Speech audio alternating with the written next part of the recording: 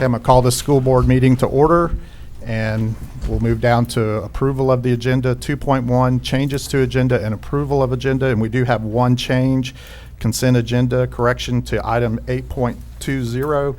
The correct service agreement number is number 23-41 Brent Purcell. And with that, I need a motion to approve the agenda. Move it. Dr. White makes a motion. Do I have a second, please? I'll second. Second, Dr. Kelly. Any discussion? Hear none. All those in favor say aye. Aye. Those opposed? The motion carries 5-0. So now we'll move down to section 3, and 3.1 will be the recognition of Paul Whidden on the occasion of his retirement. Mr. Chambers.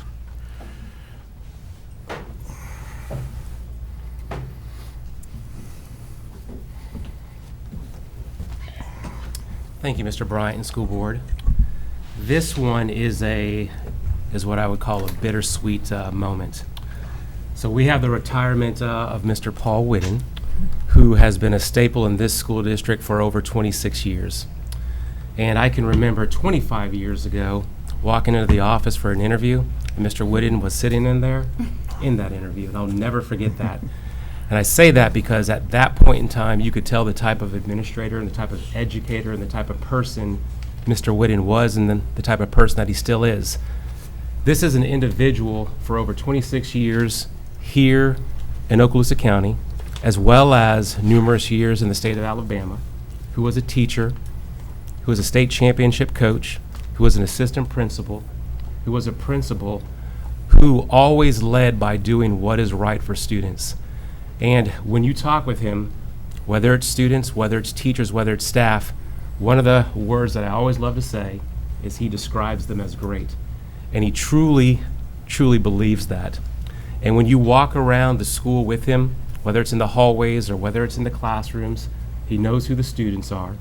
He obviously knows who his faculty and staff, who they are. And it's something that I think all of us can be served well. He's a leader amongst principals. He's a leader in this school district, and he's a personal friend of mine as well. And he is someone who will definitely be missed, but he's someone who leaves a legacy not only for Ruckle Middle School, but for the entire Okaloosa County School District. And Mr. Whidden, if you'd come forward. And as he's coming forward, to his left and to our right is his wife, Lynn Whidden, who's now was an amazing school district employee for us as well, and someone who's always stood by Mr. Whidden's side, and you are and will be missed as well. But Mr. Whidden, I have a plaque that's here. I'm going to read, but you might have some words first. All right. Thank you, Mr. Superintendent. Thank you for your kind and eloquent words. It has been a pleasure and an honor for me to be able to serve this great school district. Not only did I serve here, I was a student here. My 3 sons went to school here, and I can tell you, I thank all of you for the efforts you put in every day, because for me, the Okaloosa School District, for my family and for me, has been the best in the nation. So I know that goes with a lot of hard work and a lot of devotion by a lot of people. Like I say, it's been an honor and a privilege. I want to thank every person that I've worked with in this district, that I've learned from in this district, that I've toiled beside in this district. There's not a greater district and a greater, harder working bunch of administrators, teachers, coaches, and parents and community. So thank you to all. Thank you for having the confidence to let me serve over these years. I appreciate it from the bottom of my heart, and good luck to all of y'all. Your mission that you have is, I'm going to say, the most important mission that we have in the nation today. So good luck. I'll be following you. I'll always be a fan of Okaloosa School District, and I want to wish you all well. Thank you.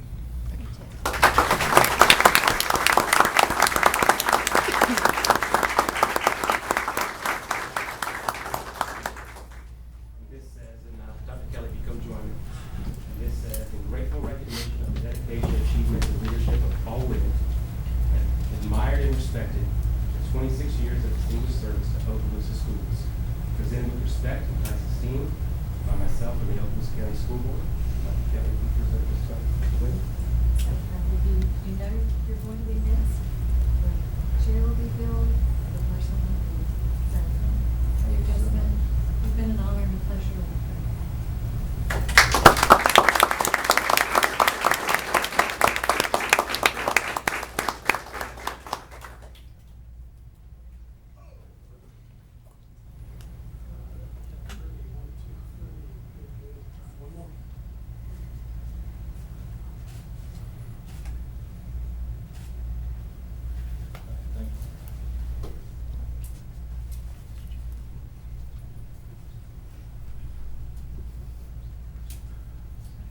All right, now we'll move to item 3.2, and this is recognition of Step 1 Automotive, Okaloosa County School District 2021 through 2022 Business of the Year. Mr. Chambers? And Mr. Bryant, if it was appropriate, Ms. Bierman with Step 1 Automotive is on the way. She's running a little bit late. Okay. If we might move this Sure. one down the agenda? Sure, we will. We'll do that. So noted. We'll now move to visitors. We have no visitors on the agenda tonight, so Section 5 is administrative personnel appointments, and 5.1 will be the appointment of principal for Riverside Elementary School. Mr. Chambers? Thank you, Mr. Bryant and School Board. I bring before you Ms. Allison LaVictor. Ms. Allison LaVictor is a proud product of the Okaloosa County School District. She attended Northwood Elementary, Walker Elementary, Richburg Middle School, and Crestview High School. She graduated from Northwest Florida State College with a degree in elementary education. After 9 years of serving as a classroom teacher, she received a master's degree in educational leadership from the University of West Florida. Ms. LaVictor has taught first and third grades at Northwood Elementary School for 7 years. In 2017, she became an ELA instructional coach. She has coached teachers of all grade levels at Laurel Hill, Antioch Elementary, Riverside Elementary, Plough Elementary, and Southside Primary. She's been a school assistant principal at Laurel Hill and Crestview High School. Ms. LaVictor is married to her husband Benjamin of 12 years. Benjamin is an ELA teacher at Crestview High School. Together they have 2 children, Jamison and Harper. Ms. LaVictor is thrilled to hopefully soar with eagles if she's appointed as a Riverside Elementary principal. Ms. LaVictor. Thank you. And with that, I need a motion to approve the appointment of Allison LaVictor to Principal Riverside Elementary School. Do I have a motion, please? I'll make that motion. Dr. Kelly makes a motion. Do I have a second, please? I'll second. Second, Ms. Garner. Any discussion? Hear none. All those in favor say aye. Aye. Those opposed? And the motion carries 5-0. Congratulations, Ms. LaVictor.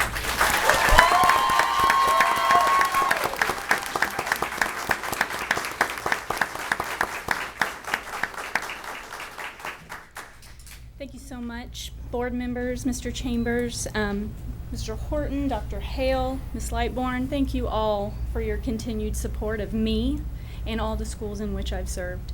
Mr. Sanders and the leadership at Crestview, I've learned so much from my short time there, and I thank each one of them for that.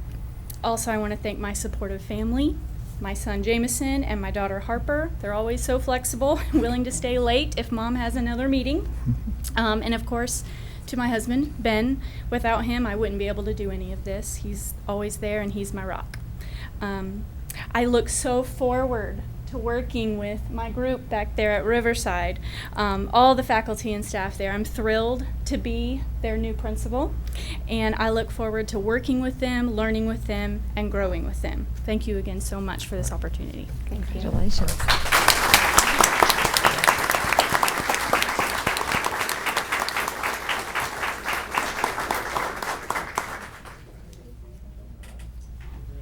Riverside family, come on up.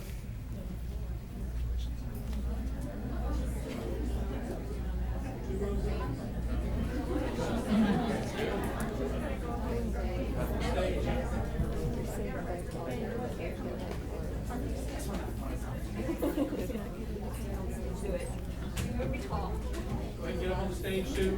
Back row. There you go. I'm gonna do 1 year behind them. Okay, right here.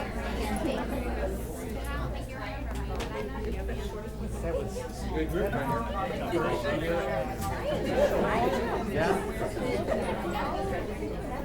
A long time ago. Goodness gracious. This is a record, potentially for the most. Record. I'm just gonna stick my face. Keep your face in the camera here now. 1, 2, 3. A couple more. That's all you look at.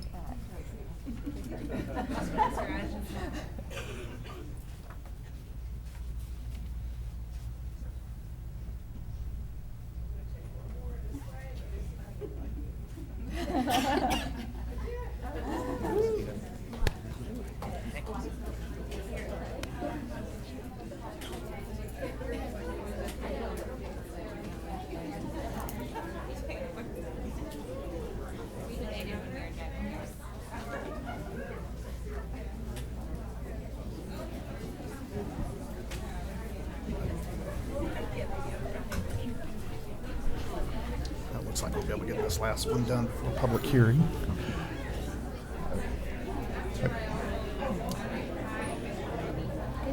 I didn't read etiquette rules. So.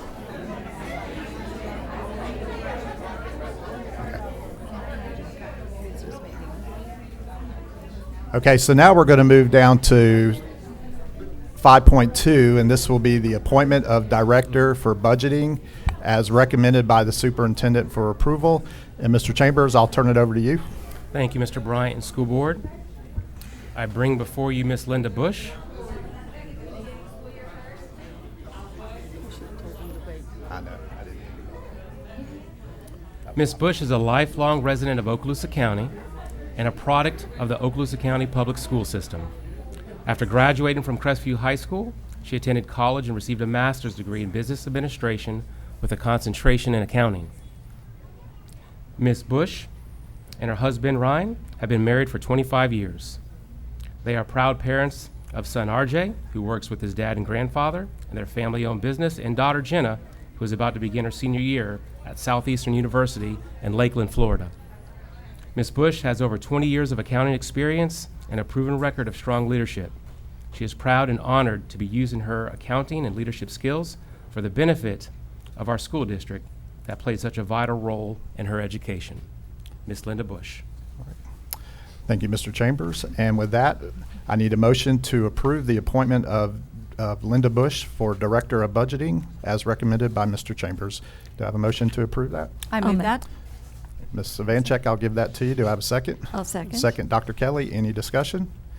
Hear none. All those in favor say aye. Aye. Those opposed? The motion carries 5-0. Congratulations, Ms. Bush.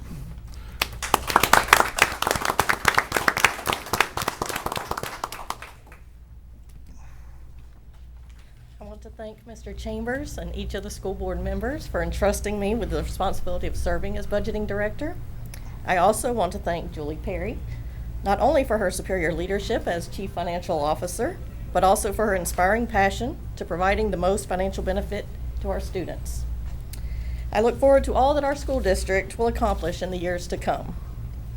Lastly, I would like to thank my husband Ryan, my son RJ, my daughter Jenna, and my parents Ron and Betty, who are all here with me tonight. They are a huge part of why I am here and why I'm accomplishing everything I am. Thank you. All right. Congratulations.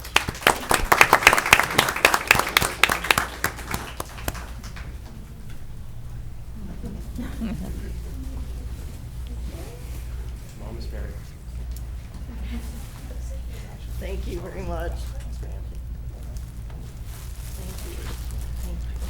Thank you, each of you.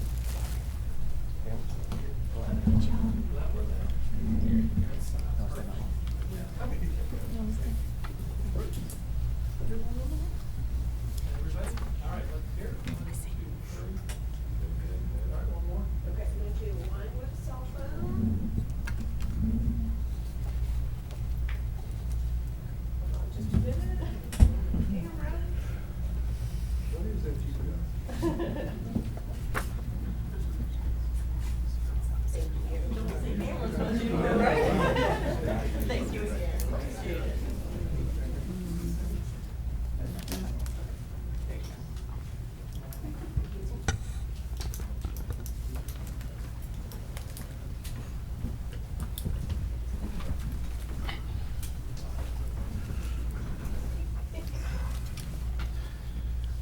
Okay, so Ms. Bush, if y'all would like to leave, y'all can go ahead and leave. 'Cause we're, and I apologize. Normally, I tell everybody to hold on, and then we'll dismiss at the same time. So that was my congratulations. Thank you. So we are, I know step one is here, but we are at that time for public comment, public hearing. So if we would please run down to section 17, and we have a lot of public hearing tonight, and we are voting on everyone except for the first one. So we are at 17.1, public hearing on the district's 5-year capital outlay plan. And then section 17.1, is there anybody from the public here wishing to address 17.1? Okay. Hearing and seeing none, we'll move down to section 17.2, and this is the required local effort millage rate. Mr. And Bryant, I need to read each of these for you yes, tonight. so yes, Mr. McInnes, go ahead. The required local effort millage is 3.3310 mils. Is there anybody from the public here wishing to address 17.2? Ms. Marion?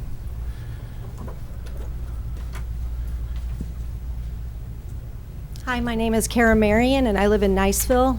For full disclosure, I am running for school board for seat District 5. Get that up there. The one question that I have when I was reviewing the paperwork was that we continued to lower it, yet the Senate Appropriations Committee this year had approved the continuation of the 3.606 mils. So that's just my question for the board, is why we are continuing to lower the millage rate, especially when the prices of homes have gone up, and we'll be bringing in more revenue for that. But also, in addition to that, that we have a lot of construction that needs to be done with building new schools in addition to replacing the ones that we already have. Okay. Ms. And Perry? Ms. Perry, if you'd come forward, please.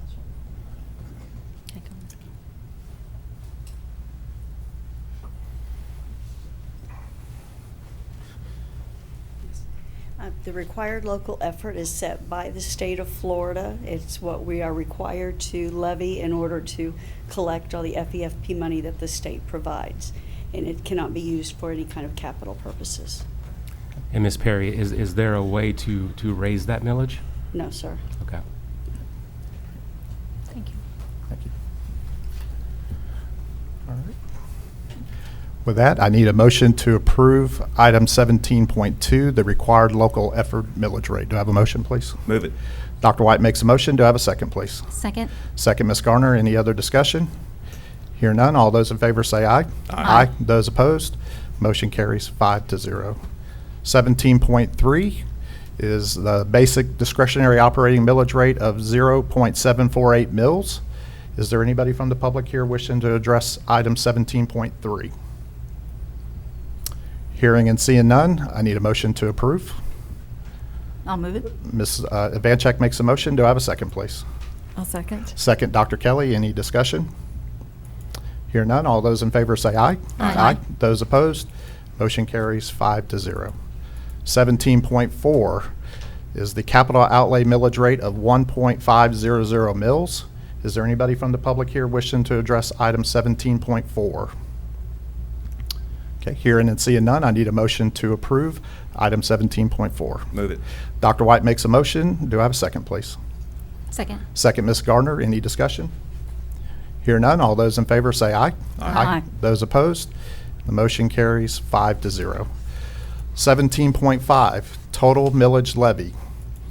Is there anybody from the public here wishing to address item 17.5?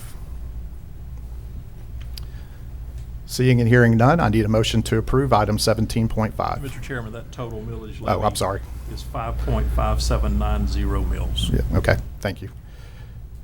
With that, do I have a motion to approve item 17.5? I'll move it. Ms. Carter makes a motion. Do I have a second, please? I'll second it. Second, Ms. Vanchek. Any discussion? Hear none. All those in favor say aye. Aye. Those opposed, the motion carries 5-0. 17.6, resolution number 22-08, adopting the tentative millage rates for fiscal year 2022 through 2023. Is there anybody here from the public wishing to address item 17.6? Hearing and seeing none, I need a motion to approve, please. I'll move it. Ms. I'll second. Vanchek makes a motion. Do I have a second? I'll second. Second, Dr. Kelly. Any discussion? Hearing none. All those in favor say aye. Aye. Aye. Those opposed, the motion carries 5-0. 17.7, Okaloosa County School District Preliminary and Tentative Budget General Fund for fiscal year 2022 through 2023. Is there anybody here from the public wishing to address item 17.7? Hearing and seeing none, I need a motion to approve item 17.7. Move it. Dr. White makes a motion. Do I have a second? I'll second. Second, Dr. Kelly. Any discussion? Hear none. All those in favor Mr. say Chairman, we need to work through the rest of the rates before we take the final motion. Okay. Yep. Did you want, okay. Yep. We had the public hearing, now we need to go through public hearing on all the rates, and then we'll adopt the whole thing. Okay. So we're going to come back to that one? Yes. Okay. 17.8 is the Okaloosa County School District Preliminary and Tentative Budget Special Revenue Funds for food service for fiscal year 2022 through 2023. And that amount, Mr. Chairman, is $24,698,927.22. Okay. Is there anybody here wishing to address item 17.8? Do you want us to go to vote on this one? Yes, sir. Okay. And with that, I need a motion to approve 17.8. I'll move it. Ms. Gardner makes a motion. Do I have a second, please? I'll second it. Second, sorry. Dr. White. Any discussion? Hear none. All those in favor say aye. Aye. Those opposed? Motion carries 5-0. Mr. Chairman, if on 17.7, if you would let us return to that one and let me give the full amount. Okay. And then consider any public comment there, then it would be appropriate to vote. Okay. Go ahead. 17.7, the preliminary and tentative budget general fund, and that amount is $369,782,377.84. Okay. Thank you, Mr. McInnes. Is there anybody here wishing to address item 17.7? Hearing and seeing none, I need a motion to approve. I'll move it. Ms. Gardner makes a motion. Do I have a second, please? I'll second. Second, Dr. Kelly. Any discussion? Hear none. All those in favor say aye. Aye. Those opposed? The motion carries 5-0. So we're now at 17.9, and this is the Okaloosa County School District Preliminary and Tentative Budget Special Revenue Funds and Other Federal Programs Fund 420 for fiscal year 2022 through 2023. And that amount is $25,602,902.60. All right. Thank you, Mr. McInnes. Is there anybody from the public wishing to address item 17.9? Hearing and seeing none, I need a motion to approve. I'll move it. Dr. Kelly makes a motion. Do I have a second, please? Second. Second, Ms. Gardner. All those in favor say aye. Aye. Those opposed? The motion carries 5-0. 17.10, Okaloosa County School District Preliminary and Tentative Budget Special Revenue Funds, CARES, Elementary and Secondary School Emergency Relief, ESSER, Fund 441 for fiscal year 2022 through 2023. And the amount there, Mr. Chairman, is $7,331.90. Okay, thank you, Mr. McInnes. Is there anybody here from the public wishing to address item 17.10? Hearing and seeing none, I need a motion to approve, please. I'll move it. Ms. Ivanchek makes a motion. Do I have a second, please? Second. Second, Dr. White. Any discussion? Hearing none, all those in favor say aye. Aye. Those opposed, the motion carries 5-0. 17.11, Okaloosa County School District Preliminary and Tentative Budget Special Revenue Funds, Other CARES Act Relief, including the Gear Fund 442 for fiscal year 2022 through 2023. And that amount, Mr. Chairman, is $647,129.38. Thank you, Mr. McInnes. Is there anybody here from the public wishing to address item 17.11? Hearing and seeing none, I need a motion to approve item 17.11. Move it. Dr. White makes a motion. Do I have a second, please? I'll second. Second, Dr. Kelly. Any discussion? Hear none. All those in favor say aye. Aye. Those opposed, the motion carries 5-0. 17.12, Okaloosa County School District Preliminary and Tentative Budget Special Revenue Funds, CRRSA, Elementary and Secondary School Emergency Relief 2, ESSER 2, Fund 443 for fiscal year 2022 through 2023. And that amount is $3,075,282.97. Thank you, Mr. McInnes. Is there anybody from the public here wishing to address item 17.12? Hearing and seeing none, I need a motion to approve item 17.12. I'll move it. Ms. Gardner makes a motion. Do I have a second, please? I'll second it. Second, Ms. Ivanchek. Any discussion? Hear none. All those in favor say aye. Aye. Those opposed, the motion carries 5-0. 17.13, Okaloosa County School District Preliminary and Tentative Budget Special Revenue Funds, Other CRRSA Act Relief, including Gear 2, Fund 444 for fiscal year 2022 through 2023. And that amount is $10,094.47. Okay, thank you. Is there anybody here from the public wishing to address item 17.13? Hearing and seeing none, I need a motion to approve. I'll move it. Dr. Kelly makes a motion. Do I have a second, please? I'll second it. Second, Ms. Evancheck. Any discussion? Hear none. All those in favor say aye. Aye. Those opposed?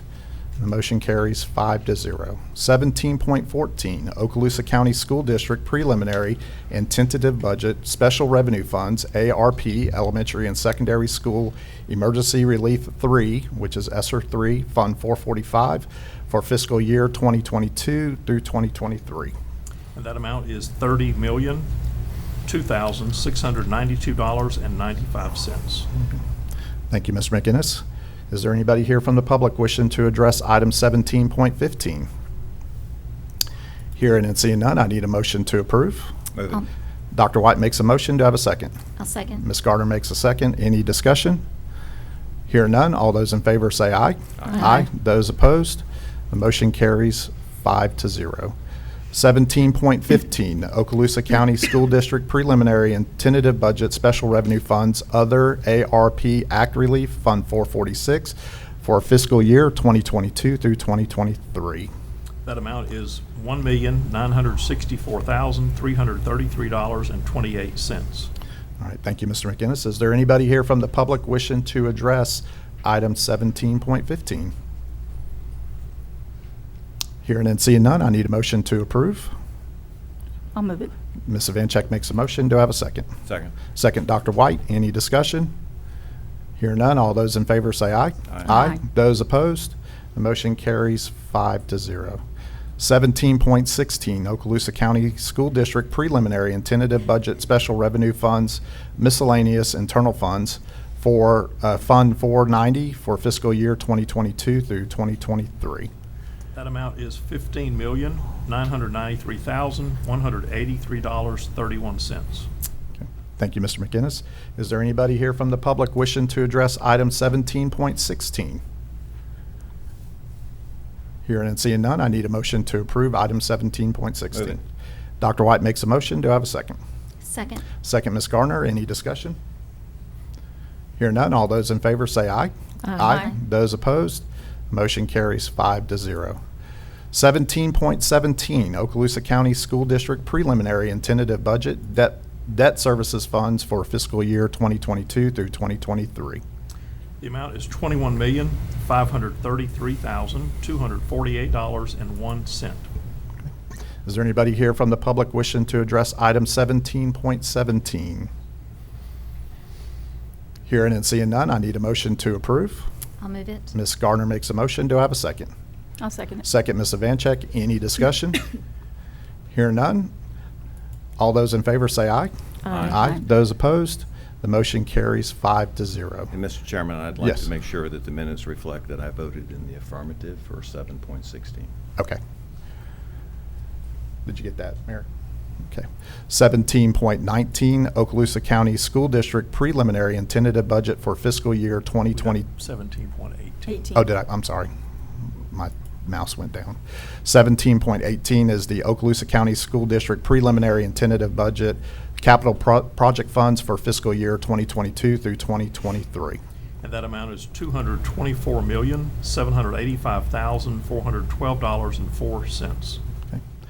Is there anybody here from the public wishing to address item 17.18? Hearing and seeing none, I need a motion to approve. I'll move it. Ms. Evancheck makes a motion. Do I have a second, please? Second. I'll second. Second, Dr. White. Any discussion? Hear none. All those in favor say aye. Aye. Those opposed? Motion carries 5-0. 17.19 is the Okaloosa County School District Preliminary and Tentative Budget for fiscal year 2022 through 2023. And that amount is $718,102,915.97. All right. Is there anybody here from the public wishing to address item 17.19? Hearing and seeing none, I need a motion to approve, please. I'll move it. Dr. Kelly makes a motion. Do I have a second? Second. Second by Ms. Gardner. Any discussion? Yes, sir. I would like to see if Ms. Perry would mind.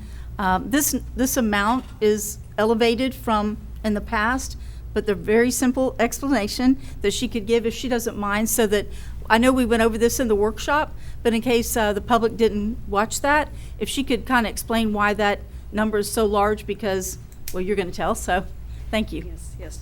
Well, the first of all, there was 122 million from the COPs that we sold in order to finance the sales tax projects. And COPs are, Certificates of participation, yeah, and there's major, ESSER funding is in there. It's about $30 million. And We that's have federal funding? Yes, Thank yes, you. it's one-time source. Our debt service is up, it's 21 million, that's to pay back the certificates of participation. The internal funds, that's a new item, it's about 16 million. And then, of course, we have our sales tax, which we hadn't had in the past. I think off the top of my head, I'm thinking I think it's about 45 million, I can't remember off the top of my head, but. Right. Yes, and we do have the presentation that we did at the workshop is attached to this agenda item if anyone would like to see it, along with the preliminary and tentative budget, and I'm happy to help with any questions. That's if on our anyone has any. website. They can go Yes, to ma'am. that budget and see it on this Yes. agenda. Yes, So it's it's in the quite easy agenda. to access. And I'm also going to put it on my finance website. Because we want to make sure they understand that we haven't just inflated our budget, that these are things that, since the sales tax and other things, and the ESSER funds and all that, Yes. those are unique in Yes. this particular budget. Yes, ma'am. Thank Yes, you. ma'am. And like you said, Ms. Ivanchek, I think on Thursday at the board workshop, a very detailed presentation was there, and I think it's fair to say that some of these items may also be part of the budget next year, and some of these items will not be. Right, exactly. Good, yeah, good point. That's good. all right. Any other discussion? Thank you, Ms. Perry, for coming up. Thank you. And with that, I need a motion to approve item 17.19. Move it. Dr. White makes a motion. Do I have a second, please? A second. Second, Dr. Kelly. Any other discussion? Hear none. All those in favor say aye. Aye. Those opposed? Motion carries 5-0. 17.20 is the Resolution 22-09 adopting the Okaloosa County School District preliminary and tentative budget for fiscal year 2022 through 2023.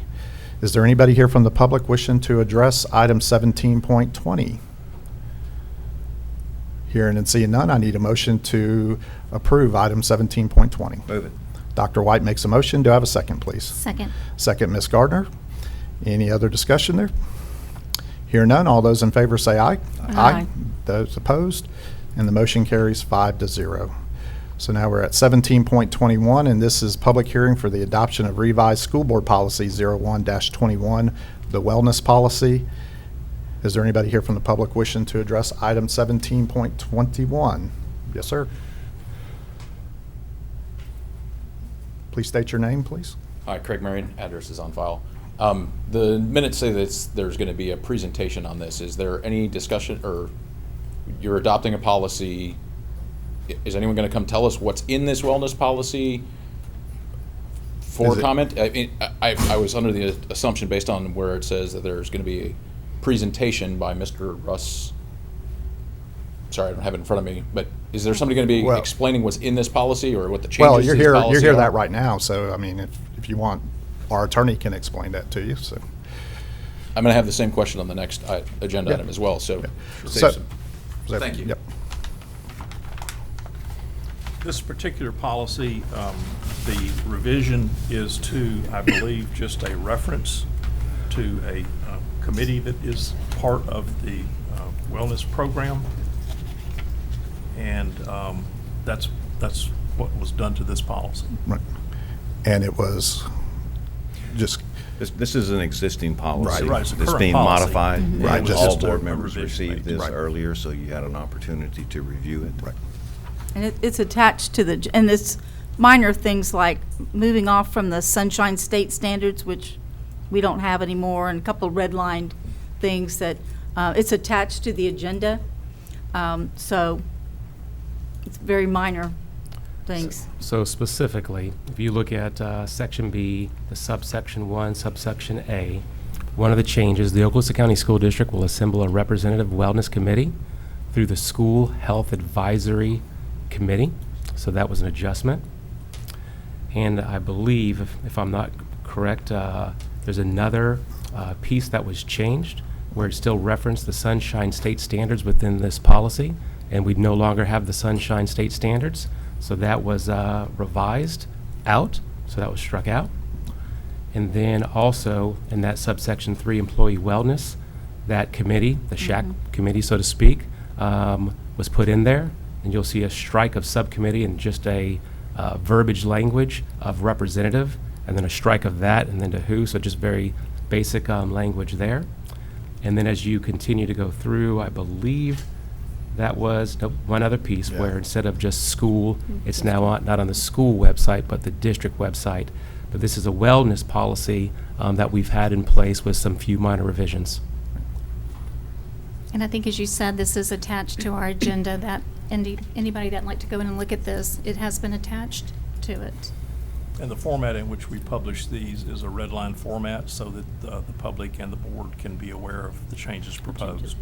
Underline is new matters, and strikeout would be deleted matters. All right. Any other comments? Thank you, Mr. McInnes, for explaining that, Mr. Chambers. So with that, I need a motion to approve item 17.21. Move it.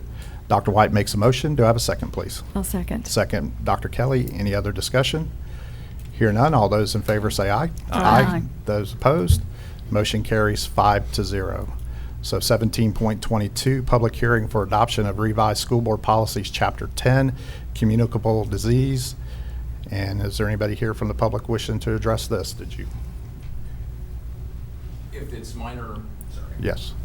Sorry, if it's minor happies to glads, that's great, but if Yes. there's a substantial change, No. I think it should be addressed for public comment. Yes. This one, Mr. Chairman, has just minor changes. Some of the words such as healthful has been changed to healthy.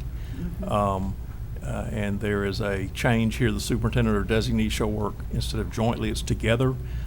We have put the new reference name for the Florida Department of Health in Okaloosa County, and there is a correction to the form for the statutory citations. In regard to diseases that we have to deal with requiring immunization, the state has added measles and chicken pox. Those changes were made.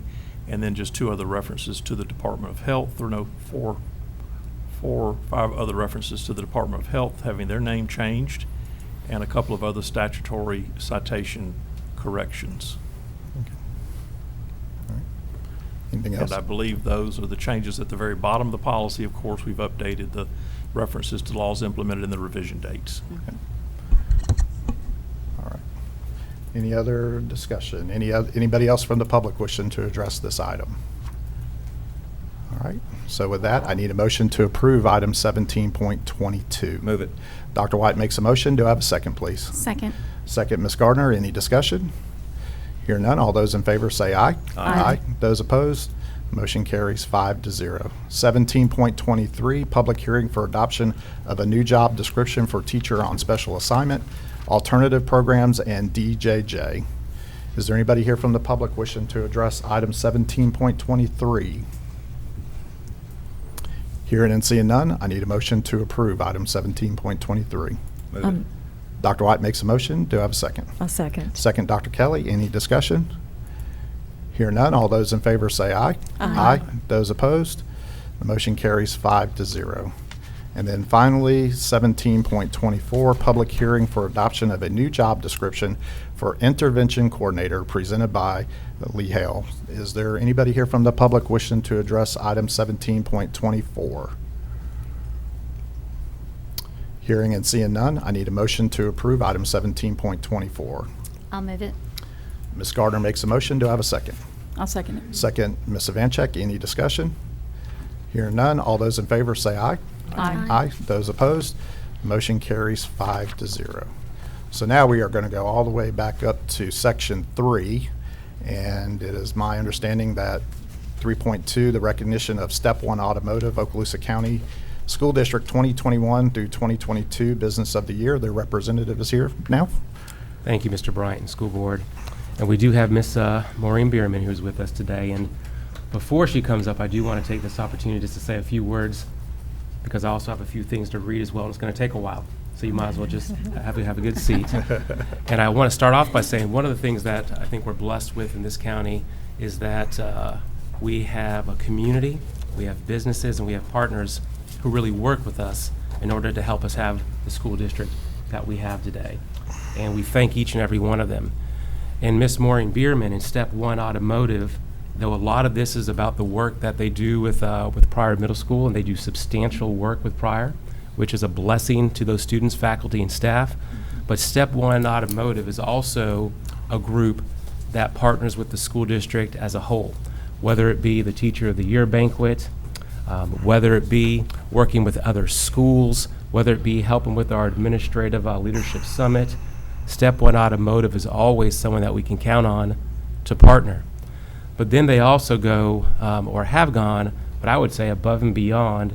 Now, they wouldn't say that, but I would say has gone above and beyond for Pryor Middle School.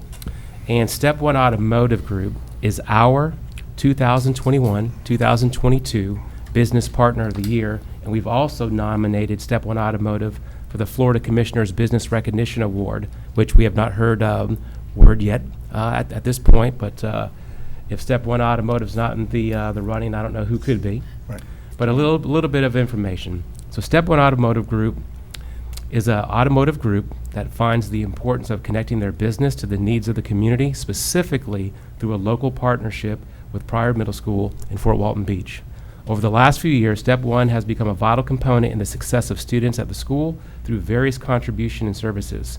And I just want to take a moment just to highlight just a few of the things that they've done specifically for Pryor Middle School. And as you look out there at Mrs. Barron, you can see the smile from ear to ear because she knows very well the magnitude of this support.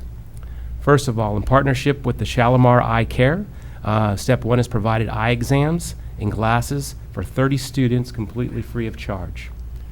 Through Pryor's Christmas Wish program, Step 1 has helped with the purchase of bicycles for the children at the school. Pryor is a neighborhood school where more than 80% of the student body walks to and from school. This generosity was so valuable in helping students get to school on time. And if you've had the opportunity to go to Pryor when all those bicycles are there and then see the students come up and get that bicycle and the smile that they have in their face, and many of them maybe never had a bicycle before, that is a special moment. Step 1 provided tremendous support to Pryor's English language learners population by providing classroom resources to enhance the ELL education. This year, Step 1 helped to purchase headsets for students that help to immediately translate Spanish to English and English to Spanish.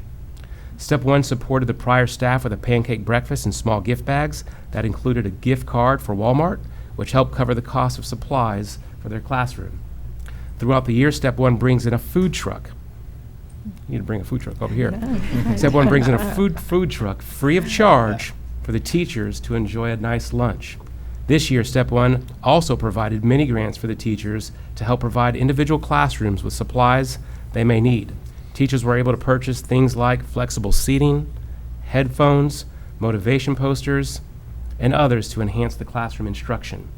Step 1 brings in motivational speakers such as retired Air Force Colonel Ed Hubbard, who spoke about his experiences as a prisoner of war in Vietnam and how overcoming adversity can be an opportunity for personal growth and development. And I had the opportunity to be there that day, and what a special moment that was for teachers and staff, and to do that in terms of providing that motivation and how to overcome obstacles. I think that was very special for Pryor. In addition, Step 1 takes a holistic approach to enhancing education in Okaloosa County, from helping the families, students, and teachers, and everyone, whether it be at Pryor or other schools across this district. And we're just grateful and so proud that Step 1 is our 2021-2022 Business Partner of the Year. And before we have Ms. Bierman come up, I think it would be very appropriate if Principal Ms. Barron would come forward and just share some of her thoughts as well.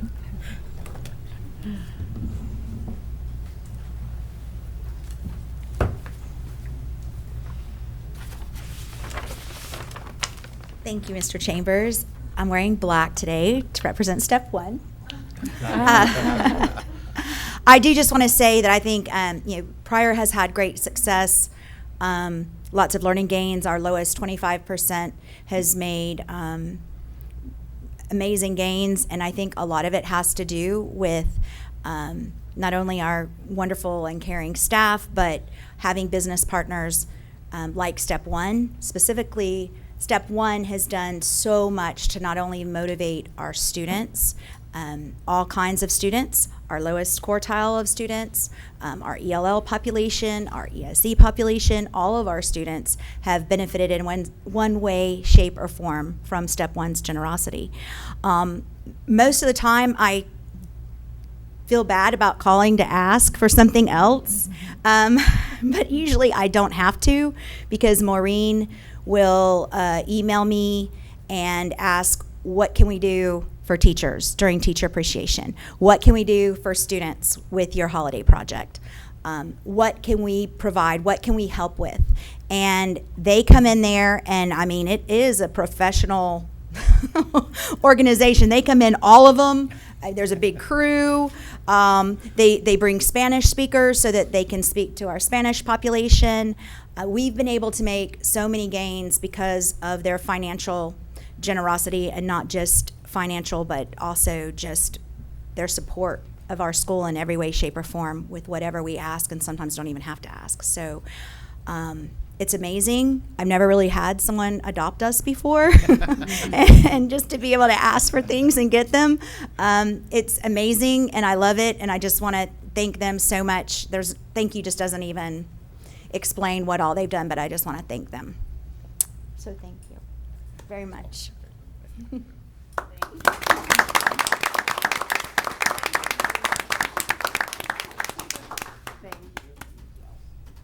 I appreciate that. I really do. Thank you all so much for acknowledging Step 1. It's really part of our mission statement. It's part of what we do, is to become involved in the community, and it's an honor to be part of everything that you do.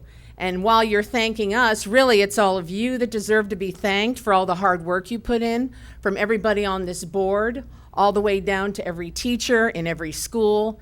And you know, we could do more. We could forever be helping the schools in this community. We love it that much. So thank you again, and I appreciate the acknowledgement.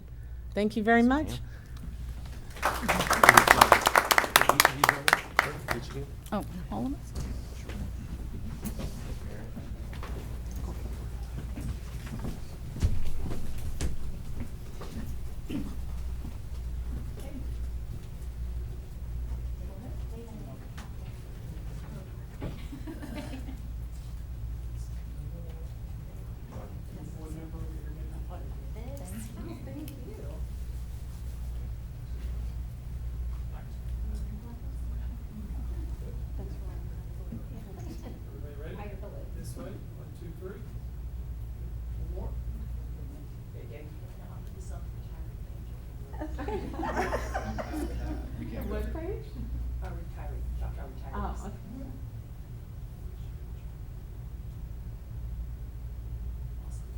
You might take more than mine.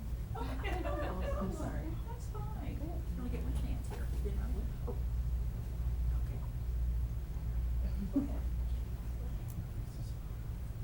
Can you tilt that down just front there?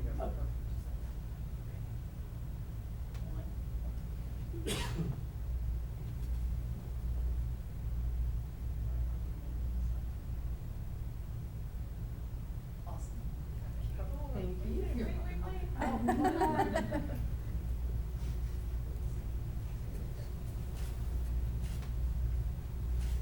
Tilt it, do you mind tilt, there you go, it just looks like a layer.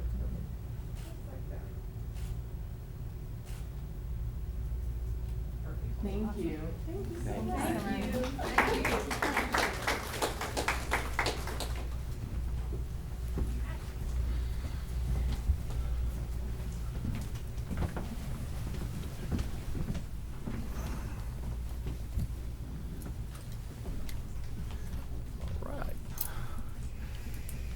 So now we'll move down to public comment.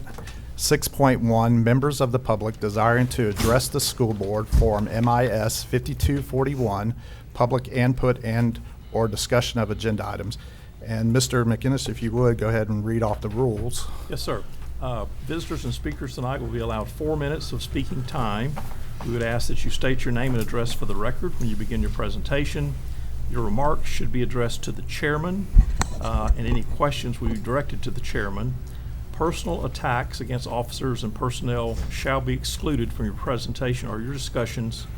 Items pertaining to personnel matters under the responsibility of the superintendent are not heard before the board routinely and should be referred to the superintendent. And we would ask that all visitors and speakers at this public meeting act in a respectful manner.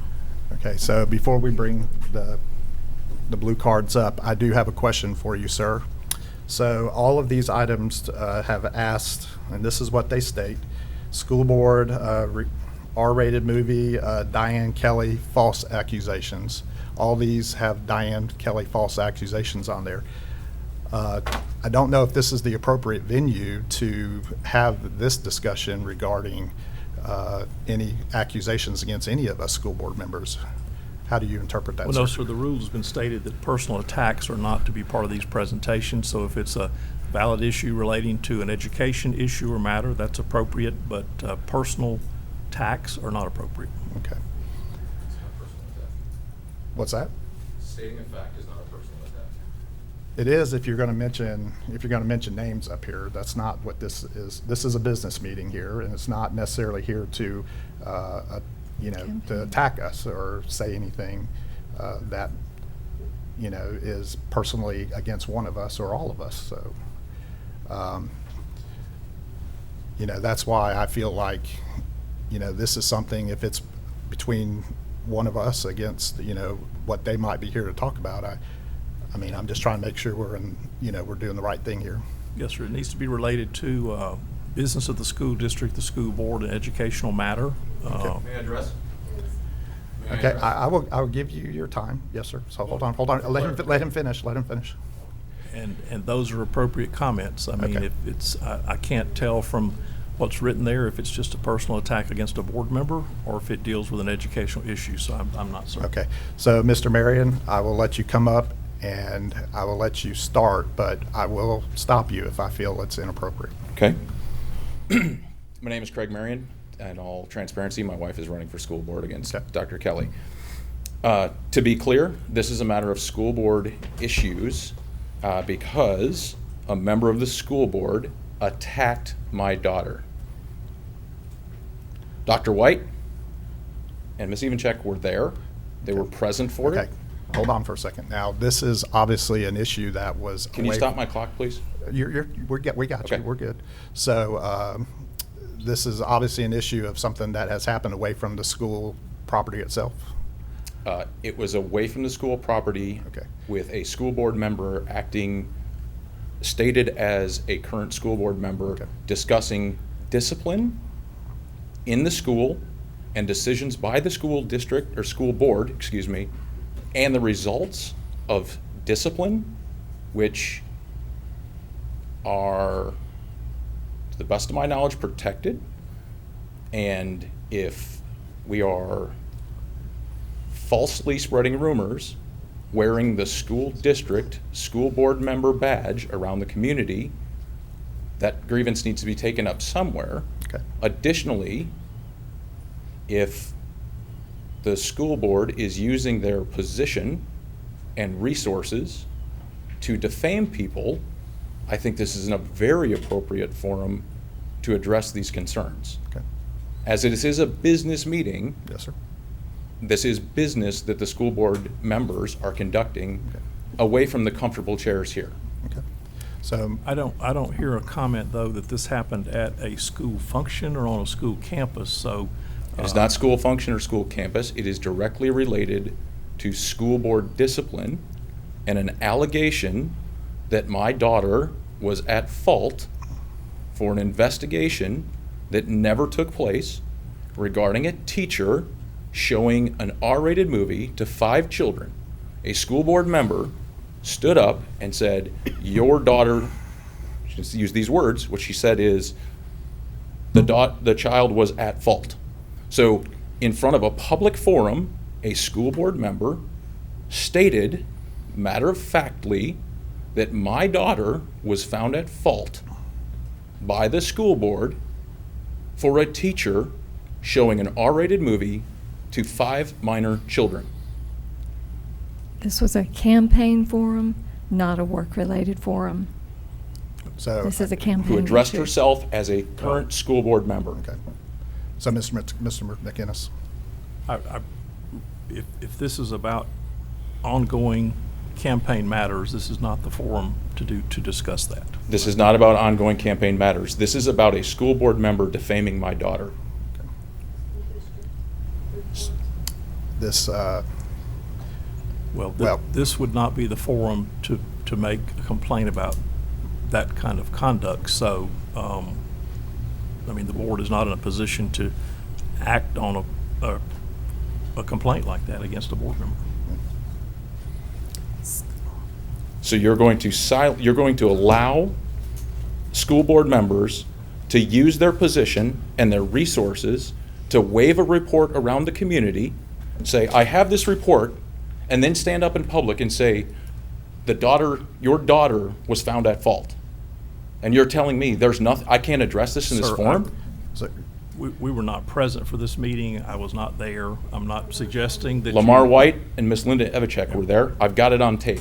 I'll play the video if you allow me. no, this is not the place No, for sir. that. So my take on this, Mr. McInnes, is that their issue needs to be directly with Dr. Kelly due to the fact that we are 5 independent school board members. We're not actually employed by the school district, correct? That's correct. Okay. So, So you're not going to police your own? sir, You're not going to police your own? I can't comment on that because. I have a we're- comment about that. Yeah. Do we have any such policy, Mr. McInnes, that we do such, as he suggested, police our own? Each member of the board is elected independently by the public, and the board as a corporate body does not have standing to punish, discipline, or take action against one of the other board members. Really? You can't enter a vote of no confidence against a fellow board member? That's not a part of the process here, no, sir. Mr. McGinnis, so in this matter, what would be the proper forum? If the complaint regards the conduct of a public official, then there are other agencies and boards in the state that address those type of complaints. Would that be like the supervisor of elections, or where would Mr. Mirren direct his concerns? Well, for public officials, there could be complaints filed with the Florida Commission on Ethics. Okay. Depending upon the nature of the conduct, complaints could be filed with the local state attorney's office. I mean, there are other outside agencies that would look at individual conduct of an elected official. But this board simply does not have any authority to punish or discipline an elected official that's been put on the board. They can't remove a board member because they didn't put the board members here. The public did that. I understand that, but they can enter a vote of no confidence, correct? There's no provision for them to enter such a vote, no, sir. That's interesting. Well, I guess it just adds to the disappointment of the situation. And again, I'm sorry you feel that way, but I appreciate Mr. McInnes explaining that there is other avenues for you to go, so. Since I have time.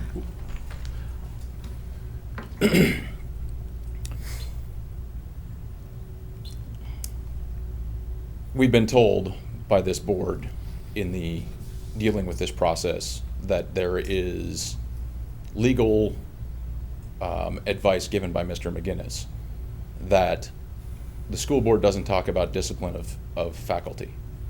You vote on it, and not until the campaign for re-election did we find out that the school board voted unanimously, because every vote for the last 2 years about has been 5-0, to discipline a teacher 1 day.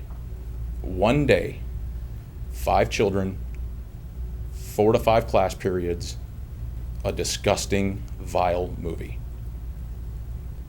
that the teacher admitted for years she showed the students. You're responsible for policies and procedures. There is an environment in this school district that teachers are sleeping with students. Okay. There's so- inappropriate movies and books being shown, and that is in your charge. And I'm sorry, but you want to talk about integrity, you got to have it. And if your person next to you, you may not have the legal right to say it, but you dang well should have stood up when a person attacks a child That's what you're here for, is to protect children and give them a safe place to learn. How's my child going to go into the Okaloosa County School District knowing that now not only did an event like this happen over and over again, but she's here to see that people are going to hide behind whatever policies they can to not address an obvious wrong? Mr. Chair and School Board Attorney, I must object to this. This is hijacking our business meeting, and it's also taking up many minutes of our meeting for a campaign plug. This isn't a campaign plug. It has turned into a my campaign daughter message. having a safe place to go to It's a campaign school. message during our board meeting, and I think it should be ended. And I'm at that point now because we've already addressed this issue. So it's, and if you have any other concerns, then I have Mr. Chambers and his staff can address that. Okay. And Mr. Bryant. Yes. So I do want to say something outside of the context of this conversation. And like when I met with y'all personally, the situation that happened is something that I know I took seriously, something that I believe this board took seriously. And when we met in my office, one of the things that you talked about was, whether something would be swept under the rug or not. And I shared with you at that time that nothing would be swept under the rug. And what I shared with you also was sometimes when discipline is administered, then sometimes if it's not the discipline that we hope for, that sometimes that, for some, perceive that as sweeping something under the rug. When you look at the suspension of a teacher or the suspension of an employee just in general, that's not something that is commonplace, so to speak, as each day, the vast majority of each day, things go well. But when things don't go well, we do absolutely look into these matters, take them seriously, as I can say in this matter, took them seriously. You mentioned a couple other things, such as some other indiscretions that have happened in the school district with other employees, and where, with your situation, I think all of us have empathy for that situation. But when you mentioned some of those other situations, such as I think you mentioned sleeping with a student, any of those type of situations, each and every one of them are taken very seriously. Swift action is taken. Cooperation occurs with the sheriff's department immediately. And in that situation, almost to a one, in those serious situations, those employees have been terminated. So I just wouldn't want something painted and not the true aspect. Like I've said many times, is this school district perfect? Absolutely not. Find me a perfect one. But in terms of trying to do the right thing in some of the situations that was just explained, we've taken swift action, and in the cases where needed, termination occurred. I have something to ask Mr. McGinnis. When the district suspends or reprimands an employee, and it's not a criminal situation, because then it would be turned over, is there any onus on the school district to make public what that punishment was and for how long? Do we have any, is it public record to say Lindy Vanchek was suspended for a day or whatever, or is that strictly kept in-house?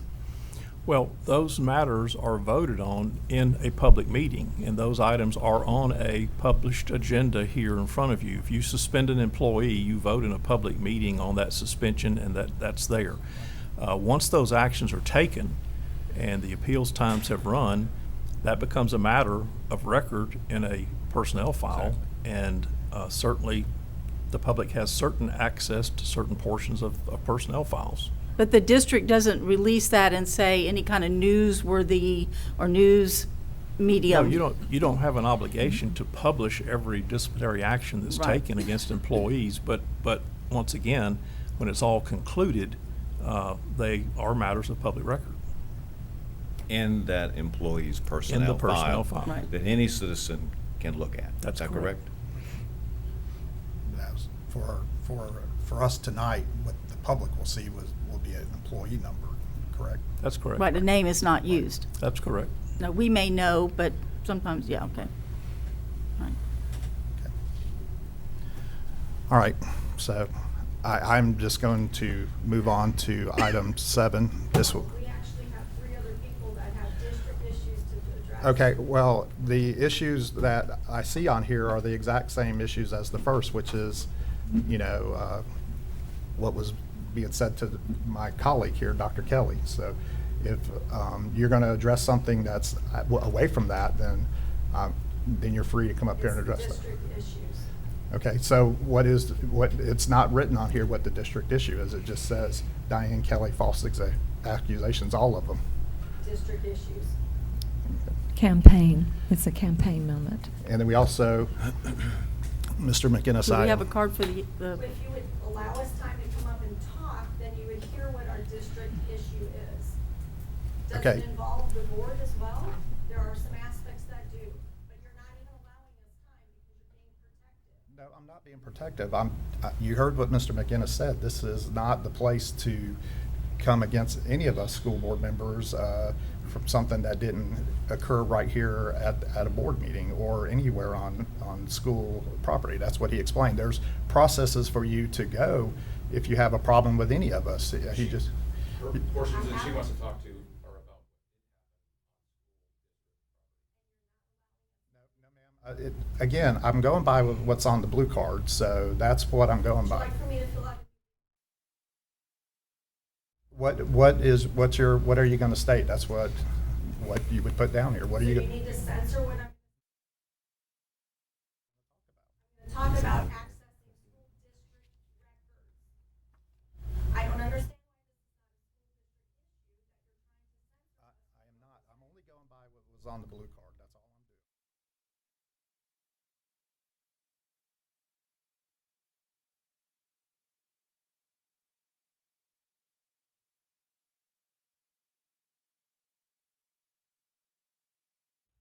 Joseph Aiden Howard. And who is Joseph Aiden Howard? Okay. Yeah, I mean, it's fine. You can,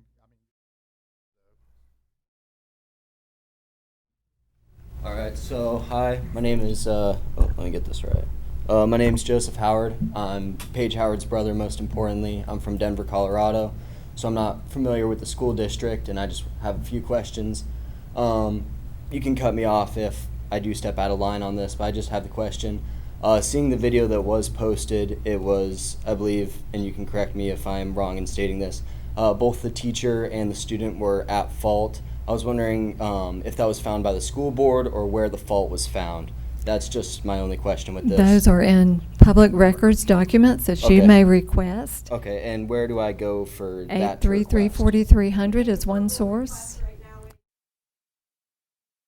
100 is a phone number Sorry, you can may you call. slow down? Sorry, I just pulled up my notes app. 8 8 3 3 3 3 Okay. 4 4 3 3 0 0 0 0. is a number you may call. Okay, and area You code may 850, I also understand. call Yes. the Okay. sheriff's department. Okay. Both of those are public records, and both of those will indicate statements I said. Let me address you. I can't make that public verbal request right now as to what It doesn't come to me. Yeah, It, it goes to it the doesn't s- come to this entity. Yeah, it goes to, you have to go to the school district. Okay, but it was ruled on by this entity, is my understanding? No. Okay, so if It's so public she was found at record. fault. It's public record. Okay. Yep, Okay, and- it'll and be public record, all right. It's a public record matter, and if you want to, if you're requesting that record tonight, the superintendent, if your name and address are on that blue card, They are. then we will accept that as a Okay. verbal request for public record, and it can be processed.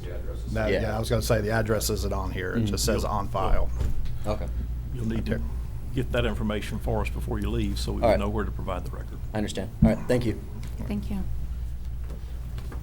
Is that still through Eric Mitchell? Is he the one handling? Yes. Eric Mitchell. Yep.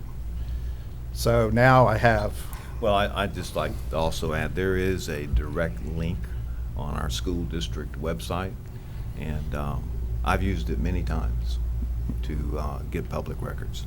okay. All right, so now I have Paige, but I don't have a last name. Howard, okay. So, my name is Paige Howard. I live in Niceville, and I'm going to be a rising junior at Niceville High School. So, I am addressing you as my school board as to why somebody has an unredacted version of a police report and felt the need to hold it up on live TV with my name when she should have no access to this. Okay. And then also claim that I was at fault when I was never investigated in the first place. Okay, I think we have addressed that issue. So I appreciate you being here. We have addressed that. If there's any accusations toward a fellow school board member here, you have. I just want to know why an accusation was made. Where's the place?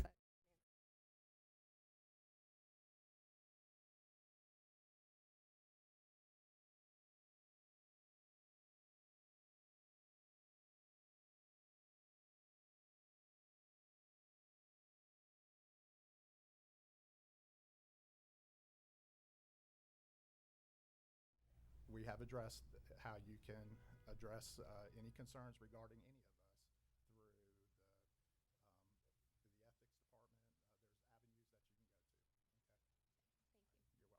There's avenues that you can go to. Okay. You're welcome. All right, so Ms. Marion. My name is Kara Marion. I am running for school board in District 5. I reside in Niceville. One of the pledges that the governor has made was that to protect the rights of parents to petition school boards and districts for redress of grievances. This is my request of that tonight.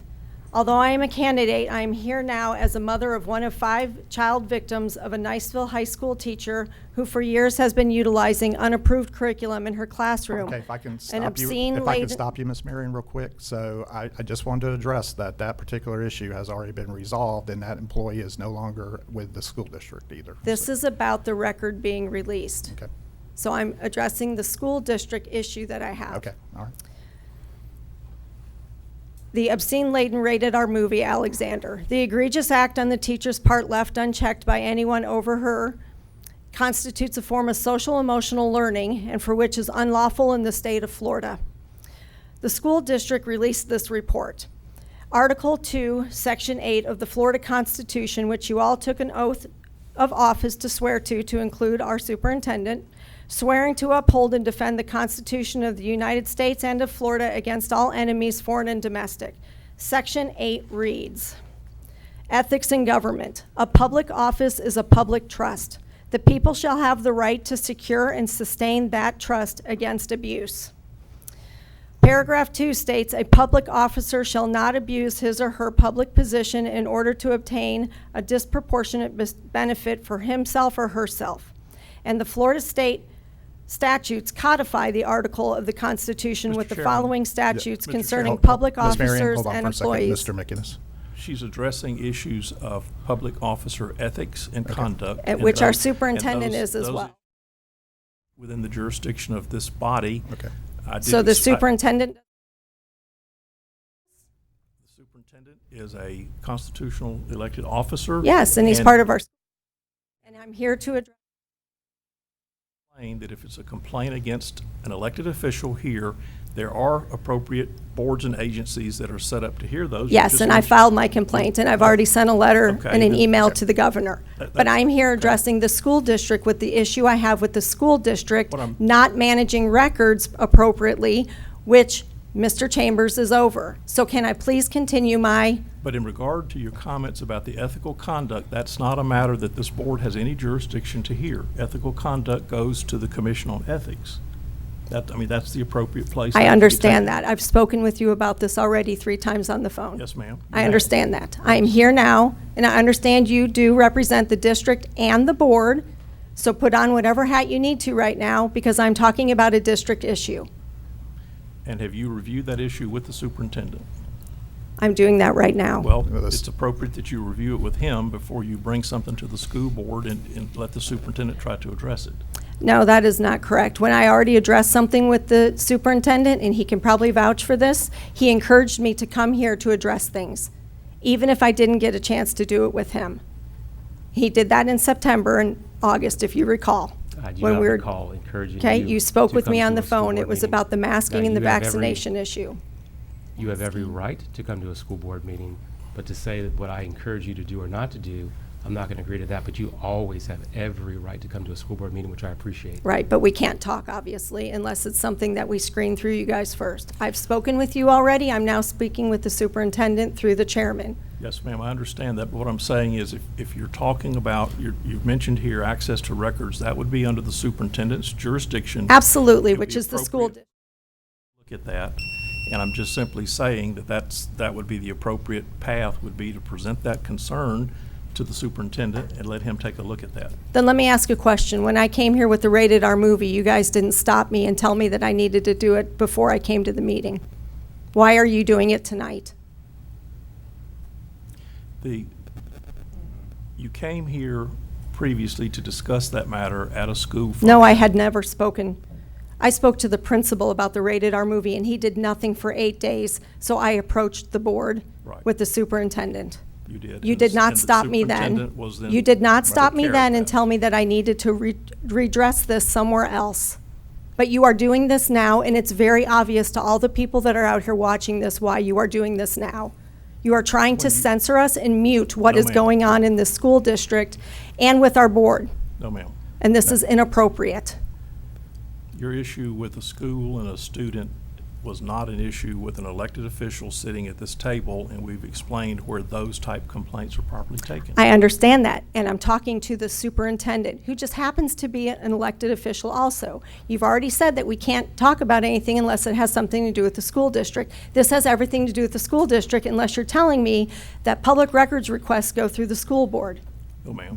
So because somebody has accessed my child's private information, I need to find out if the record request was done and how it was that my daughter's name and none of the 5 children were redacted off the report. That is a school district issue because it falls under the school district. And I've simply suggested So can I that would please be continue my appropriately addressed to the conversation? superintendent, Mr. Chairman. Yes, so that would be my question is, when you saw this, did you not reach out to the superintendent at that I time? talked to the attorney. Okay, but you did not reach out to the superintendent? I did not, just like I didn't reach out to the superintendent or the attorney when there's a rated R movie that was shown in the school. And I showed up here and you did not stop me then. I do not understand why you're stopping me now. I also didn't reach not out to him to stopping you. talk about the vaccines when we came in here.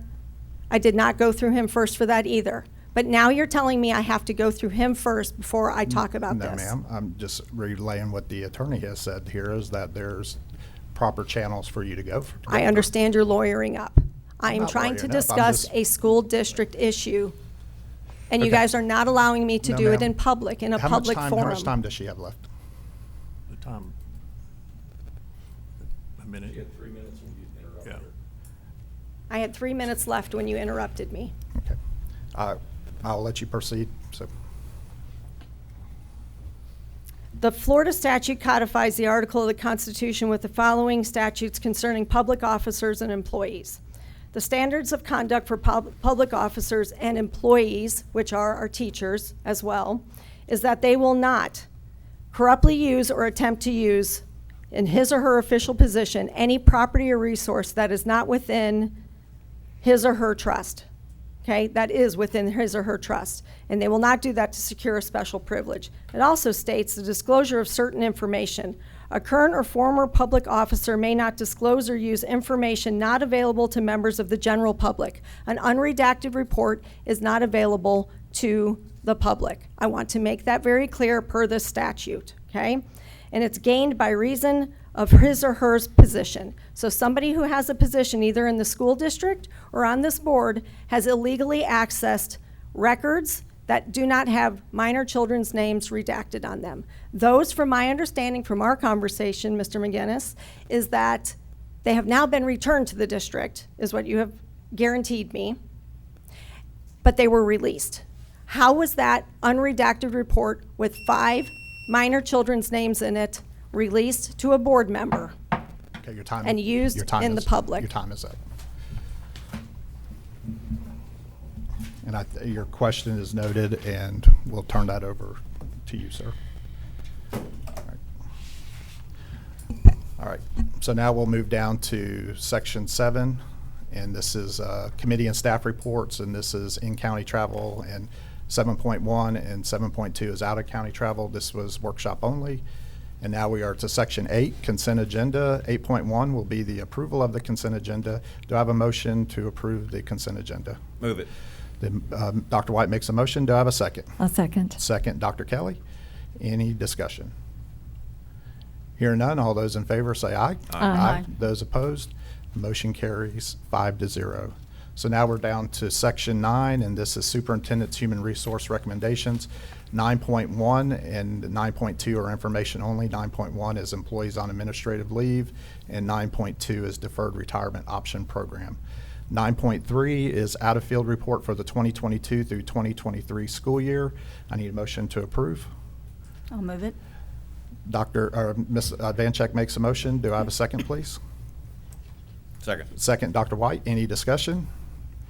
Hear none. All those in favor say aye. Aye. Aye. Those opposed, motion carries 5-0. So 9.4, addendum to the master contract between the School Board of Okaloosa County and the Okaloosa County Education Association.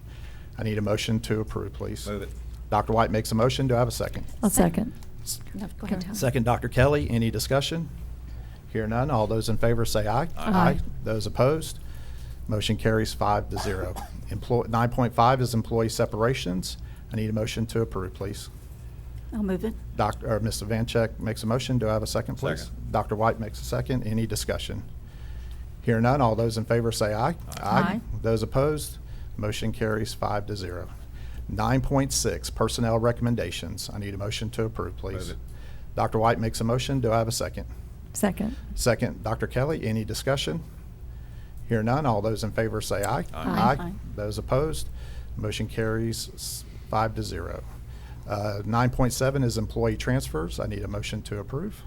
I'll move it. Ms. Gardner makes a motion. Do I have a second, please? Second. Second, Dr. White. Any discussion? Hear none. All those in favor say aye. Aye. Those opposed, motion carries 5-0. 9.8, employee suspension. I need a motion to approve. I'll move it. Dr. Kelly makes a motion. Do I have a second, please? Second. Second, Dr. White. Any discussion? Hear none. All those in favor say aye. Aye. Those opposed, motion carries 5-0. 9.9, reinstatement and reimbursement of sick leave due to line of duty illness, injury, medical examination. I need a motion to approve, please. Move it. Dr. White makes a motion. Do I have a second? Second. Second, Ms. Gardner. All those in favor say aye. Aye. Those opposed, the motion carries 5-0. 9.10, leave without pay. I need a motion to approve, please. I'll move it. Ms. Vancheck makes a motion. Do I have a second, please? Second. Second, Dr. White. Any discussion? Hear none. All those in favor say aye. Aye. Those opposed, motion carries 5-0. Discussion agenda. No items were moved. So now we're to construction programs owners representatives business. And Dr. Kelly, I'll turn it over to you. Well, thank you, Mr. Chair. We did have a great report at our last meeting, and we'll have our next construction group meeting Monday before our meeting that night, and I'll be able to present you a full report Monday night at our next meeting. All right, thank you, Dr. Kelly. So now we'll move to 11.2, authorization for professional services agreement from Faithful and Gold for price validation for program number 6, task order number 2, scope modification number 5, Florosa Elementary School and Riverside Elementary School asphalt playground. I need a motion to approve, please. Move it. Dr. White makes a motion. Do I have a second? I'll second it. Second, Ms. Vancheck. Any discussion? Hear none. All those in favor say aye. Aye. Those opposed, motion carries 5-0.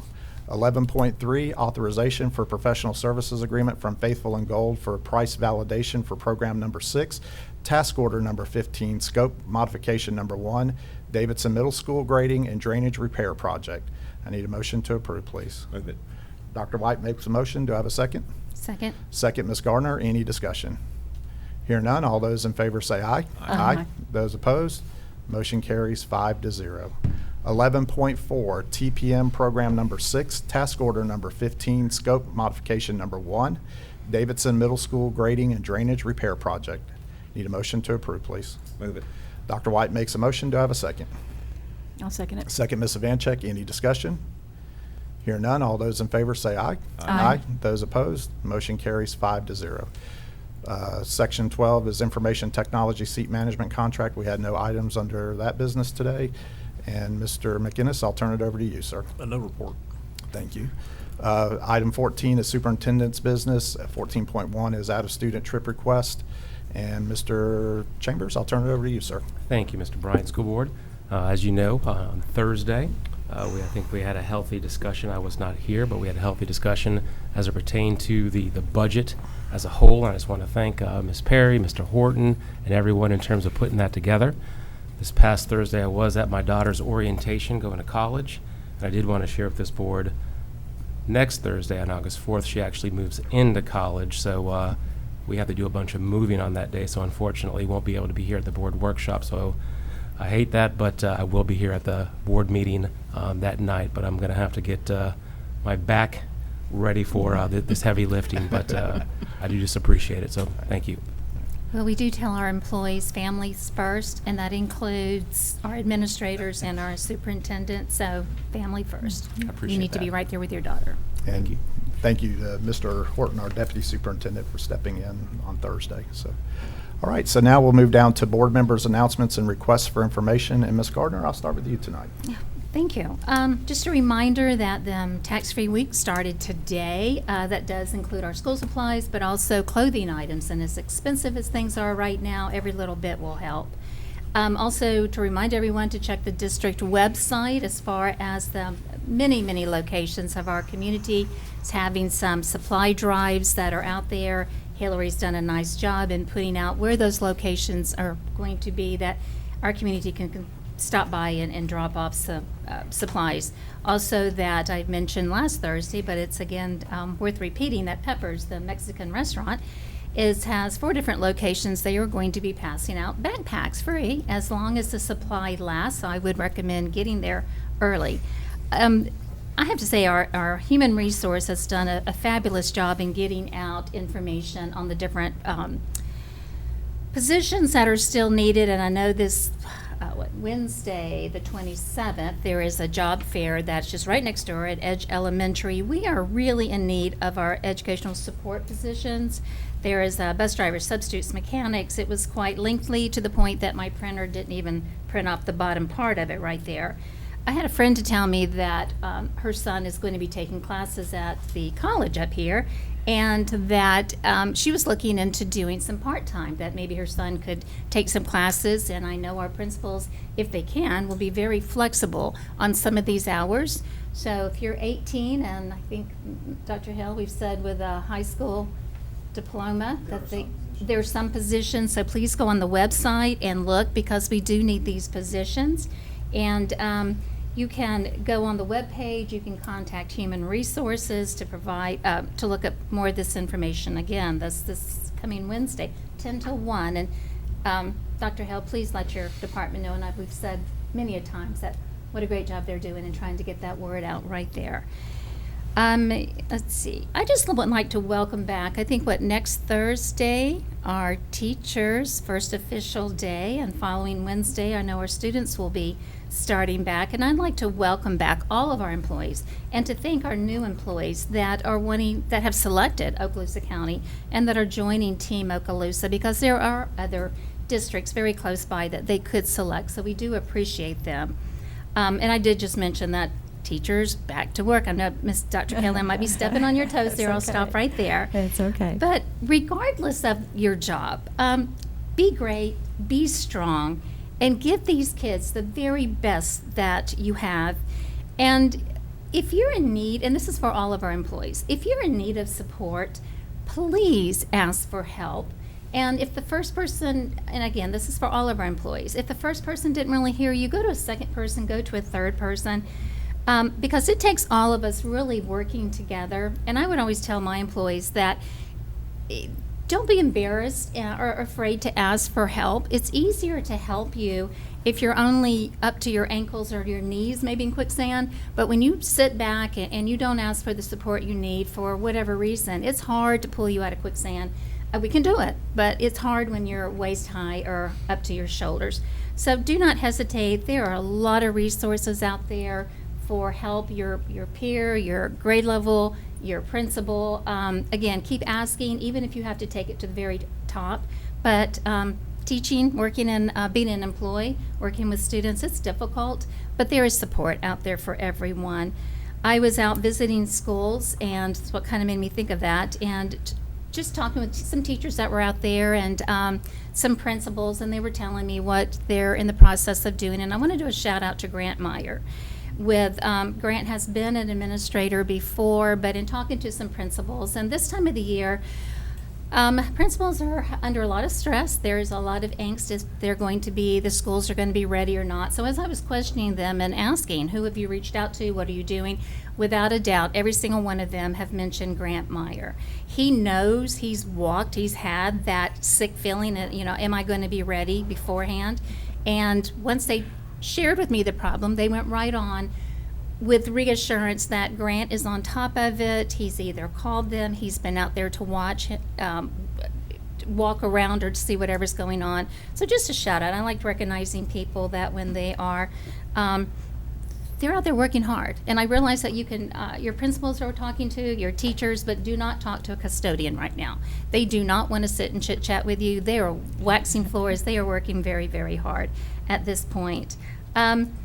And I think I sit here and scribble notes, but just ready for another great year. And it's right around the corner. But it's going to be another good one. So thank you. Ms. Vanchek? Yes, you're right. That's exciting. And I've been hearing about orientations and such, so we know it's getting ready. You can feel that stress when you walk in the schools. I'm sorry to interrupt. No, that's you okay. there, That's but okay. it does. Also, this week and next, the bands are out there having band camps. And man, is it hot. But I know those band directors are helping with that. And I know for my zone, it's going to be Meet the Band and watch a preliminary show there for Baker on the 29th, this Friday at 7. So I plan to be out there to hear what the band is going to do this year. And speaking of the band, I want to highlight one of the band students at Baker, Kayla Tao. She just recently won first place at Notre Dame University in a solo contest. She's only 15, and not only did she do the twirl the baton, but she did 2 of them. Okay, and she got the first place award for her performance. So I want to shout out to her and congratulate her. So like I said, I'm excited to see the bands, and then I will be out Saturday with the Public Schools Foundation members at Walmart in Fort Walton, 8 to 4. I may not be there that whole time, but I'm going to be there some of that, helping to stuff the bus, because we certainly need those supplies for those students. So. And those are at Walmart in Fort Walton. Fort Walton, Crestview, and Niceville, those 3. All on the same. And 8 I've to heard 4. those wraparound fans are really, really Yeah. helpful to me when I find one. I'm going to use what I usually have at graduation, my little fan. So. There you go. Yep. Thank you, Ms. Vanchek. Dr. Kelly? Oh, thank you, Mr. Chair. Well, again, I would like to extend congratulations to my former student at Destin Middle School, Matthew Boswell, who just scored a free agent deal with the San Diego Padres Baseball Club. So congratulations to Matthew. Congratulations also to Niceville High School class of 2018, Chance Huff, who was drafted as a pitcher for Georgia Tech. So congratulations to both of those young men, our former students. I was going to say, remember the back-to-school sales tax began today and goes through August the 7th. And to be repetitive to some of those members who've already stated those announcements, but we do have only 17 days left until our students return on August the 10th.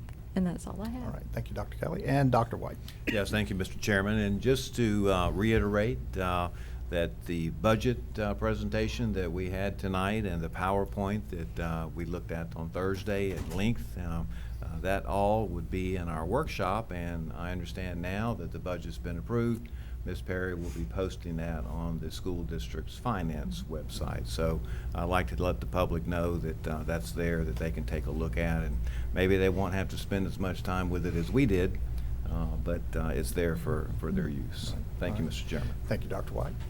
And now we'll move down to section 16, and 16.1 is the 2-minute version of public comment.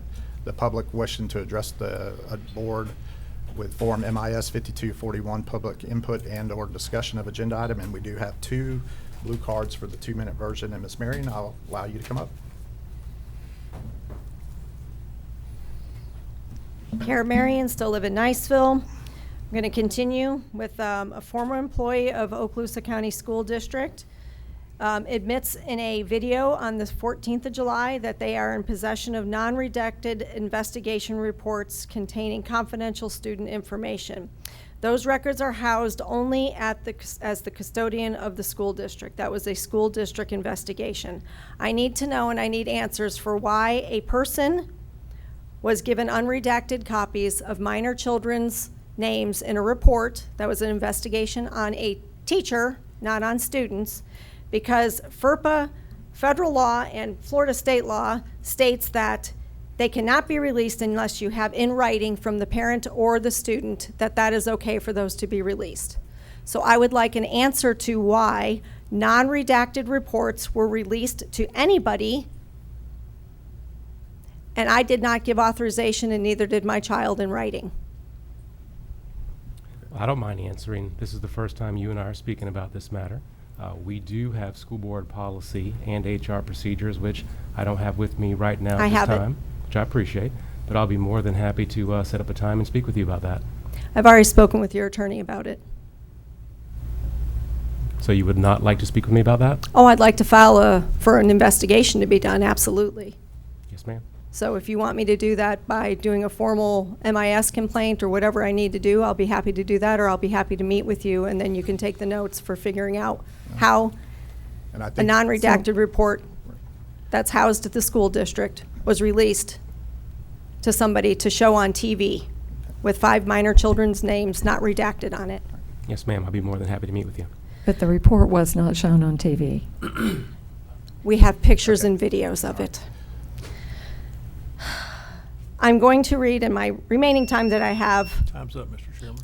Sorry, the So superintendent was talking was during answering my the question, time. So I'll give her some. I'm just the I'm- timekeeper. Yes, sir. I don't know know you are. how I can't address the board about their school board policy, but that's what you're telling me, that I can't address the Ma'am, board you about have- their you school have 2 board minutes, policy. But I'm giving you your time. Okay? Records, this is what school board policy 0125 says in public records requests. So this is also a school board issue. Records that are by law confidential and or exempt from public disclosure are not subject to public records request. If the records custodian asserts the part of the request record is confidential and or exempt, the records custodian or a designee shall redact the portion of the record which is confidential and exempt. The person who had this record redacted it before they emailed it to somebody, but did not redact it before she showed it on TV. That person is also not a records custodian, and they're also not a designee by the records custodian to take a black Sharpie and mark out a report, which is not the proper way to redact a report. And I did It's not not only email my any child, record to it's anyone. 5 children in the school district, minor names, and we have the screen captures and the video of this being done. I look forward to meeting with you, Mr. Chambers. Thank you. All right. So, Mr. Marion, you've got 2 minutes. Craig Marion's still in Niceville if it's not burnt down yet. Is that a school, behind you, is that a school district or a school board sign? School district. What is the top grade the state awards to schools? That would be an A, So why do we have an A+ district sign? because I've discussed in many venues that when I look at this school district, it's part of our vision that we do well academically, athletically, and with the arts. And if you go back to probably in the early 2000s, mid-2000s, I think that there were leadership at that time that also said, hey, the state of Florida gives a ranking as it pertains to academics. And at that time, there were many who said, hey, there's much more that we do in the school district that goes well. And they designated A+. The state of Florida does not say A+. That's what we have said based on other criteria. When I look at the next generation of Okaloosa schools, I look at those 6 pillars of academic excellence, continuous learning, being student-focused, modern innovation, community engagement in safer schools, looking at all of that as well as being an A+ school district. So yes, the state of Florida ranks districts as A, B, C, D, or F, But the A+ is something of being proud about in terms of the other things that we do well in the school district. Okay, so if we're proud of our students and they don't get great grades, do we get to add a half a letter grade to our kids' report cards and transcripts? I'm sharing with you what I just shared. I understand that, but we're talking about communication and accountability, and we're stealing valor. We're claiming something we didn't do. Our grade last year by the state was a B. We chose not to take it, but we're claiming that we're better than we are. And I don't understand why we're afraid to talk about what's going on, and we're giving ourselves more credit than what we have. Additionally, I'd like to know if there's any update to the 4 schools that are incomplete. Yes, we have sent correspondence to the state of Florida, and we're awaiting that information. Do we have any, like, is it, hey, can we get some information? Do we have an estimated time of completion? We manage multi-million-dollar programs. We've sent an appeal to the Department of Education for the state of Florida, and we're waiting on that decision. So there's only 2 reasons why we don't have, we have an incomplete. It's a participation level or an investigation. And I understand, I'm sure the attorney's going to say that if there's an investigation going on, can somebody answer? The question is whether 95% of the students were tested, and that's what we're looking into. So that's the question for all 4 of those schools? That's my understanding. Okay, so if we come back and the state comes back and says that there was an investigation going on to any wrongdoing besides just the participation rate. There then- is zero indication of any wrongdoing. Okay. Zero. Thank you. All right, with that, this meeting is adjourned.